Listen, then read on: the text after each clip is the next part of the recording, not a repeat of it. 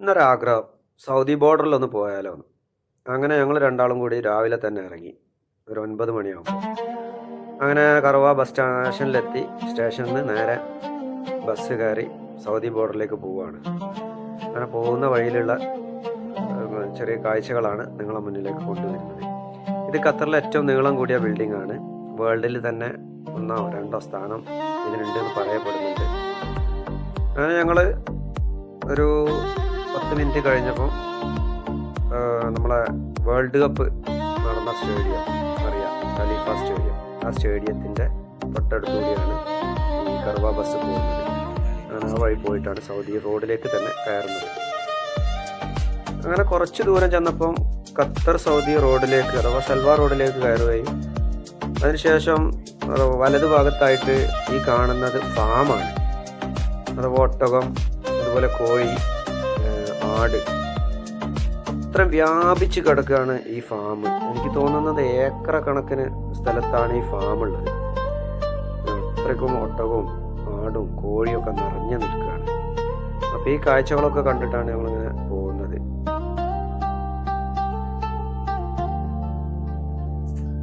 അങ്ങനെ ഇതൊക്കെ കഴിഞ്ഞ് സൽവാർ റോഡിൽ കൂടി ഏതാണ്ട് ഒരു 10-50 കിലോമീറ്റർ ചെന്നു.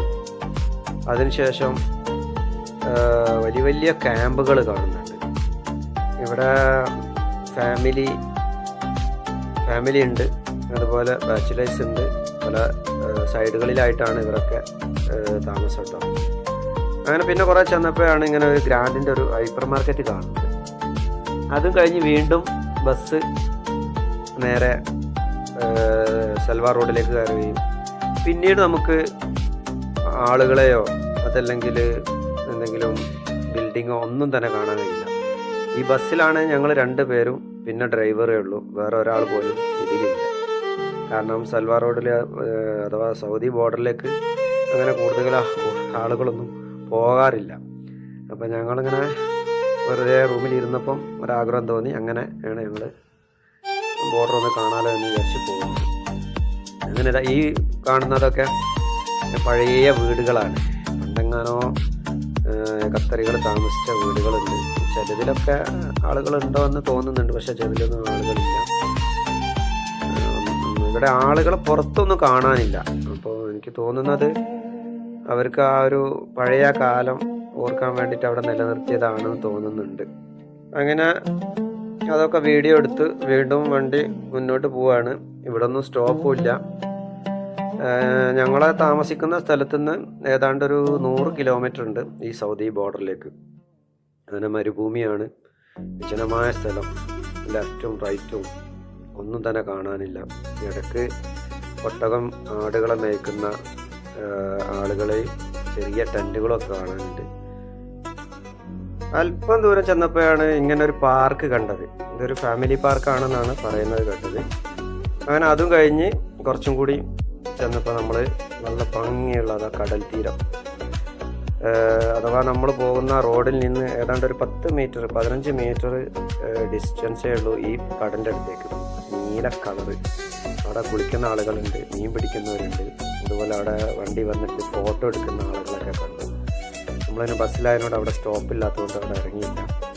അങ്ങനെ ഈ കാഴ്ചയൊക്കെ കണ്ട് ഇങ്ങനെ കുറച്ചും കൂടി മുന്നോട്ട് ചെന്നപ്പോൾ നമ്മൾ ഈ ബോർഡറിലെത്തി. ഇതാണ് ഈ കാണുന്നതാണ് പിന്നെ സൗദി ബോർഡർ. ഈ സൗദി ബോർഡറിൻ്റെ അഥവാ ഖത്തർ സൗദി ബോർഡറിലേക്ക് നമ്മൾ അടുത്തി. ഒരു 2 മാസം മുന്നേ ഞാനൊരു ആവശ്യത്തിന് ഇവിടെ വന്ന സമയത്ത് ഒരുപാട് ആളുകളുണ്ടായിരുന്നു. ഒമാൻ, അതുപോലെ ബഹ്റൈൻ, അബുദാബി തുടങ്ങിയ ഒരുപാട് ആളുകളെ അവിടെ കണ്ടു. പക്ഷേ ഇന്നും ആരും കണ്ടില്ല. ഇതാണ് ഖത്തറിൻ്റെ ബോർഡർ, ഖത്തർ സൗദി ബോർഡറാണ്. അവിടെ കൂടുതൽ സമയം നിൽക്കാൻ പറ്റാത്തതുകൊണ്ട് പിന്നെ ഞങ്ങൾ വേഗം തിരിച്ചു പോരാനുണ്ടായത്. ഇവിടെ ഇറങ്ങി ചായയൊക്കെ കുടിച്ചു. വീണ്ടും ഒരു ബസ്സിൽ കയറി തിരിച്ചു പോരാൻ വേണ്ടിയിട്ടുള്ള ബസ്സിൽ കയറി അവിടെ നിന്നൊരു കാഴ്ചയാണ് തിരിച്ച് ബസ്സിൽ കയറി. സൗദി ബോർഡറിലേക്ക് പോകുമ്പോൾ ഞങ്ങൾ ബസ്സിൻ്റെ റൈറ്റ് സൈഡിലായിരുന്നു ഇരുന്നത്. തിരിച്ചിങ്ങോട്ട് വരുമ്പോൾ റൈറ്റ് സൈഡിലാണ് ഇരുന്നത്. കാരണം അങ്ങോട്ട് പോകുന്ന സമയത്ത് റൈറ്റ് സൈഡിലുള്ള കാഴ്ചകളൊക്കെ കാണിക്കാമെന്ന് വിചാരിച്ചു. തിരിച്ച് ദോഹയിലേക്ക് വരുമ്പോൾ റൈറ്റ് സൈഡിൽ ഇരുന്നതുകൊണ്ട് അതിൻ്റെ ഓപ്പോസിറ്റ് സൈഡിലുള്ള കാഴ്ചകളും കാണിക്കാമെന്ന് വിചാരിച്ചു. അപ്പോഴും നമ്മളെ ബസ്സിൽ ഇത് വേറൊരു ബസ്സാണ്. ഞങ്ങൾ വന്നതിന് ശേഷം 2 ബസ് തിരിച്ചു പോയി. അപ്പോഴും ഞങ്ങൾ 2 പേരും തന്നെയാണ് ഈ ബസ്സിലുള്ളത്. പിന്നെ ഡ്രൈവറുണ്ട്. അങ്ങനെ ഡ്രൈവറെ കാര്യപ്പം തന്നെ ഡ്രൈവറെ പേര് നമ്മളവിടെ സ്ക്രീനിൽ കണ്ടു. അങ്ങനെ ഡ്രൈവറെ പോയി പരിചയപ്പെട്ടു. നോക്കുമ്പോൾ വയനാടുള്ളതാണ് ഡ്രൈവർ. ബത്തേരി, സുൽത്താൻ ബത്തേരിയാണ്. അങ്ങനെ അവരെ പരിചയപ്പെട്ടു. എന്തോ കഴിച്ചോന്നൊക്കെ ചോദിച്ചു. ഭക്ഷണം വേണേൽ എൻ്റെ കയ്യിലുണ്ട്, ഞാൻ തരാമെന്നൊക്കെ പറഞ്ഞു. നല്ലൊരാൾ. അങ്ങനെ അതൊക്കെ കഴിഞ്ഞ് വീണ്ടും ഞങ്ങൾ ആ യാത്ര തുടങ്ങി. സീറ്റിൽ വന്നിരുന്ന് വീഡിയോ ഒക്കെ എടുക്കുന്നത്. ഈ കാണുന്ന ടെൻറ്റുകളൊക്കെ ആടിനെയും ഒട്ടകത്തിനൊക്കെ മേയ്ക്കുന്ന ആളുകൾ താമസിക്കാനും ഒട്ടകത്തിനുള്ള കുടിവെള്ളവും അതുപോലെ അവർക്കുള്ള ഭക്ഷണവും ഒക്കെ കൊണ്ടുവെക്കാനൊക്കെ ഉള്ള സ്ഥലങ്ങളാണ്. പിന്നെ അവർക്ക് താമസിക്കാനുള്ള സൗകര്യമുണ്ട്. ഒട്ടകം മേയ്ക്കുന്ന ആളുകൾക്ക്, ആടിനൊക്കെ മേയ്ക്കുന്ന ആളുകൾക്ക് താമസിക്കാനുള്ള സൗകര്യം. ഇവിടെ നമ്മൾ പറയുന്ന പോലെ ഒട്ടകത്തിന് ആടിനൊക്കെ മേയ്ക്കുന്നവർ അറബികൾ ക്രൂരന്മാരാണെന്നൊക്കെ പറയുന്നത് വെറുതെയാണ്. ഇവർക്ക് വേണ്ട എല്ലാ ഭക്ഷണവും കാര്യങ്ങളൊക്കെ അറബികൾ വാഹനത്തിൽ എത്തിച്ചു കൊടുക്കുന്നുണ്ട്.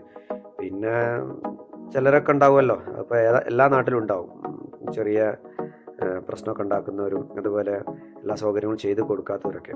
അങ്ങനെ വീണ്ടും തിരിച്ചു വരുമ്പം ഈ ഫാമിൻ്റെ തൊട്ടടുത്തുകൂടി തന്നെയാണ് ഇവർ വരുന്നത്, ഈ ബസ് വരുന്നത്. കാരണം ഇവിടെ നിന്നൊക്കെ ആളുകൾ കയറാറുണ്ട്.